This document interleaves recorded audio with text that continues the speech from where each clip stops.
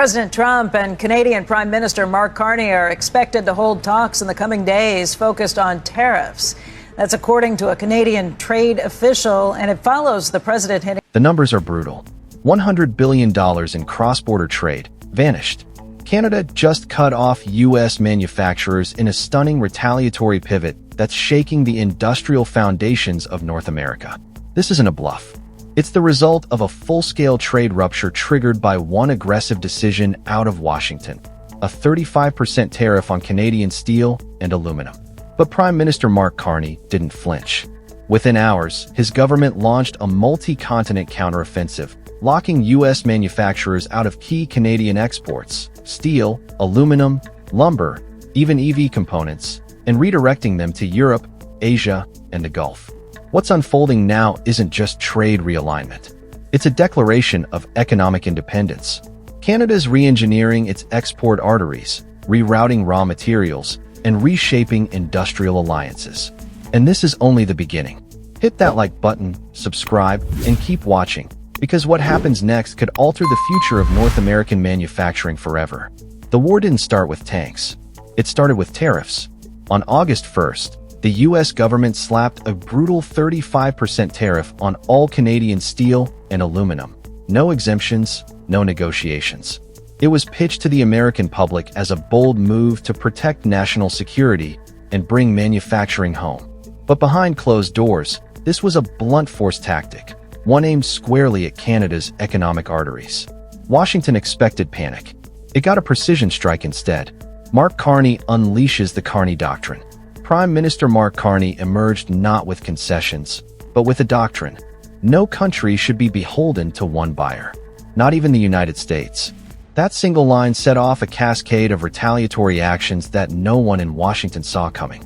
Canada's new trade posture, labeled the Carney Doctrine by insiders, declared an end to overdependence on the U.S. market.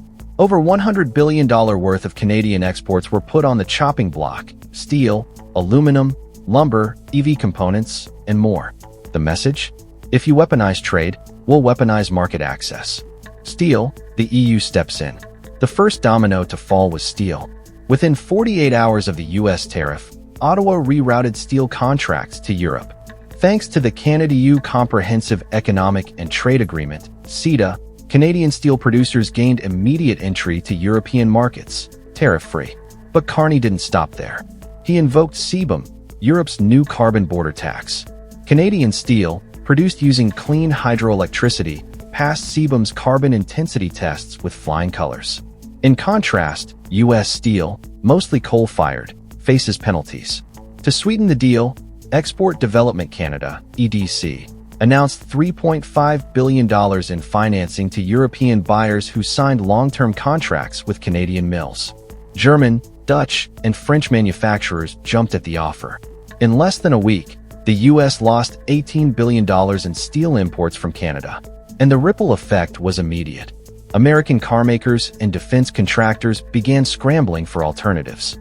Aluminum. Quebec's hydro advantage turns into a weapon. Then came aluminum. Over 90% of Canada's aluminum is produced in Quebec, powered by emissions-free hydroelectricity. That matters because global buyers are now chasing green aluminum, and Canada is one of the world's top producers. Carney's team knew this was leverage. As U.S. tariffs hit, Canada launched what insiders called a loose shift, a coordinated redirection of aluminum exports to Germany, Japan, South Korea, and the Netherlands. With EDC offering discounted export insurance and fast-track delivery through Halifax and Vancouver, contracts moved fast. In just 3 weeks, $12 billion in U.S.-bound aluminum shipments were reassigned. Meanwhile, U.S. aircraft manufacturers and beverage giants, who rely heavily on Canadian aluminum, were caught in a supply squeeze. Prices spiked, and bottlenecks hit production lines across Illinois, Georgia, and Michigan. Lumber. Asia becomes the new frontier. For decades, U.S. homebuilders relied on cheap Canadian lumber. No more. Carney's third strike came via British Columbia. The province redirected timber shipments to China, Vietnam, and Indonesia. Ottawa fast-tracked upgrades at the port of Prince Rupert, enabling Supermax container loads to head straight across the Pacific. In parallel, Canadian trade envoys finalized new agreements under the CPTPP, securing low-tariff access to Indo-Pacific markets. With demand for sustainable building materials exploding in Southeast Asia, Canadian lumber now had buyers willing to pay more than their American counterparts. In just one quarter, the U.S. lost access to $20 billion worth of Canadian softwood exports, driving up construction costs and fueling a home-building slowdown in states like Texas and Florida. EV sector shock, North America splinters. But the most explosive development came from the electric vehicle sector. Canada had quietly been building a vertically integrated EV supply chain: nickel, lithium, battery plants, and auto assembly lines. Much of that infrastructure was designed to feed U.S. manufacturers under the USMCA. No longer. Carney's administration suspended key mineral supply deals with American companies and rerouted them to South Korea, Germany, and the UK. The Liberals also inked new agreements with Stellantis and Volkswagen, ensuring Canadian EV batteries and components would now serve European production hubs first. Then came the procurement strike. Ottawa issued a new directive: government fleet contracts, including buses, defense vehicles, and postal trucks, must now prioritize Made in Canada EVs, effectively locking out U.S. suppliers unless they built and sourced locally. That single rule froze more than $9 billion in U.S. contracts. Suddenly, Detroit found itself isolated from a critical trade partner. Even legacy automakers began whispering warnings. Without Canadian materials and cooperation, America's EV future was no longer guaranteed. Washington begins to sweat. By mid-month, the numbers were painting a dire picture. Steel losses, $18 billion. Aluminum losses, $12 billion. Lumber losses, $20 billion. EV and related goods, $30 billion plus. Other industrial components, $22 billion plus. Total Canadian trade diverted away from U.S. manufacturers, over $100 billion. But the money wasn't the only problem. The deeper issue was speed. Canada's moves weren't reactionary. They were strategic, surgical, and backed by years of quiet trade diversification planning. Washington didn't just lose trade. It lost leverage. And what happened next would shock everyone. Canada's retaliation wasn't just about punishing the U.S. It was about rewriting the trade playbook altogether. Mark Carney wasn't aiming for a symbolic slap on the wrist. He was designing an escape hatch, a way out of decades of overdependence on a single market. This wasn't about temporary retaliation. It was about permanent redirection. And that shift required more than strategy. It required physical transformation. Infrastructure blitz, ports, rails, and the rise of the North. The moment the tariffs hit, Canada's Trade Diversification Secretariat, quietly created in early 2025, went into overdrive. Within days, billions were unlocked for infrastructure aimed squarely at dismantling U.S. dependency. The Port of Vancouver received $2.8 billion to expand capacity for Asia-bound metals, EV batteries, and manufactured components. Halifax and St. John were outfitted with LNG-ready berths and expanded rail access, positioning them as Canada's Atlantic export gateway. And the Port of Churchill, Manitoba, once a neglected Arctic outpost, was revived with $1.2 billion to launch the first-ever Canada-Gulf shipping corridor, bypassing both U.S. coasts entirely. Canadian National and Canadian Pacific Railway networks were expanded and rerouted to synchronize with this new port strategy. Rail spurs now directly connect remote mining towns, prairie processing hubs, and Quebec aluminum smelters to global shipping lines, without touching a single U.S. customs checkpoint. In just 90 days, Canada began turning its domestic supply chain into a high-speed export machine, oriented east, west, and now north. Made in Canada just became law. Then came the political hammer.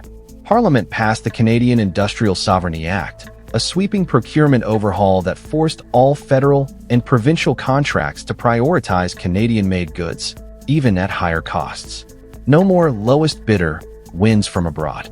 No more automatic U.S. sourcing for construction, energy, or transport. This wasn't economic nationalism, it was economic insulation.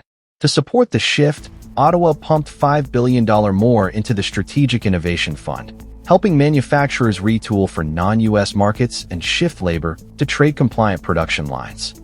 Retraining programs launched in Windsor, Sudbury, and Saskatoon to move workers from U.S.-oriented factories into export-ready industries. Almost overnight, Quebec's aluminum producers pivoted away from Kentucky and toward Bavaria. Ontario's auto parts ecosystem relinked with Korean and French EV manufacturers. British Columbia's lumber mills stopped quoting in U.S. dollars and started hiring Mandarin-speaking account reps. Carney didn't just redirect trade. He rewired Canada's entire industrial base. The world walks in. While the U.S. found itself locked out, other nations raced to fill the vacuum. Germany inked a $6 billion deal for Canadian EV batteries and rare earth minerals, citing Canada's environmental credentials and political stability. Japan signed multi-year contracts for hydro-powered aluminum, with Tokyo's climate ministry calling Canada a clean tech anchor in a volatile world. The UAE and Saudi Arabia invested $4.2 billion into joint ventures with Alberta-based steel producers to co-develop green hydrogen-powered steel plants. Canada's trade triangle was now built on 3 pillars: CETA, EU, CPTPP, Asia-Pacific, and GCC, Gulf states. And none of them included Washington. Meanwhile, Canada's Indo-Pacific strategy, once criticized as vague, suddenly had bite. New air and naval basing agreements, dual-use infrastructure with allies like Singapore and South Korea, and exclusive supply chains for clean tech and defense-grade materials. This wasn't diversification. It was decoupling by design. U.S. manufacturers enter panic mode. And while Canada scaled up, U.S. manufacturers began breaking down. Boeing delayed major aircraft builds as aluminum shortages from Quebec paralyzed supply. Ford halted battery production lines in Ohio and Missouri, missing critical nickel inputs from Sudbury. Homebuilders across the Midwest froze developments after Canadian lumber vanished from the market, spiking prices by 30% in less than a month. Even Lockheed Martin quietly lobbied Congress to request temporary exemptions from the very tariffs Washington had imposed. The irony? The 35% tariff designed to punish Canada had turned into a self-inflicted wound. American producers were hemorrhaging capital, contracts, and credibility. Congress gridlocked and helpless. On Capitol Hill, the backlash hit hard. Republican lawmakers from Michigan, Ohio, and Pennsylvania demanded immediate reversals. Industry lobbyists flooded D.C. with reports forecasting tens of thousands of layoffs unless Canadian inputs resumed. Some senators even hinted at suspending enforcement of the tariffs. But President Trump, doubling down ahead of the 2026 election, refused to back down. "Canada's hurting more than we are," he declared in a late-night post. "They'll be back." They weren't. Instead, Canadian exporters signed long-term deals locking in Asian and European buyers, many of whom now see Canada as a more stable, less politicized supplier than the U.S. And in Ottawa, Carney's approval rating surged. Markets crash reality into the narrative. Wall Street finally caught up. Alcoa, down 24%. Steel Dynamics, down 19%. GM and Ford, each down over 13%. Home building ETFs, worst quarter in 15 years. One Morgan Stanley analyst summed it up: the U.S. misjudged the pain threshold. Canada didn't blink. Now we're boxed in. And as financial markets panicked, Canadian trade data told another story. Exports to the EU, up 26%. Asia-Pacific volumes, up 32%. U.S.-bound exports, down 40%. This wasn't short-term retaliation. It was long-term reprogramming. The strategic chessboard has shifted. Canada isn't just responding to American aggression, it's outgrowing it. By turning U.S. tariffs into a launchpad for global leverage, Carney's administration revealed a cold truth. The U.S. no longer owns North American trade. Middle powers can't be bullied when they play the long game. And Canada just made its move. So now the lines are drawn. Canada isn't just shifting exports, it's cutting the cord. With over $100 billion in redirected trade and a fortified alliance network spanning 3 continents, Ottawa has made its position clear. The era of silent dependence on the U.S. is over. Washington wanted loyalty. Instead, it got liberation. And as American manufacturers reel from rising costs and broken supply chains, one question remains. Was this tariff war worth it? Did the U.S. miscalculate Canada's resilience? Or is this the price of playing hardball in an interconnected world? Now we want to hear from you. Do you support Canada's bold realignment? Is this a masterstroke of sovereignty or a dangerous gamble that could backfire? Let us know your thoughts in the comments. Make sure to like, subscribe, and turn on notifications because we're tracking every move in this trade war, and what happens next could rewrite the rules of global power.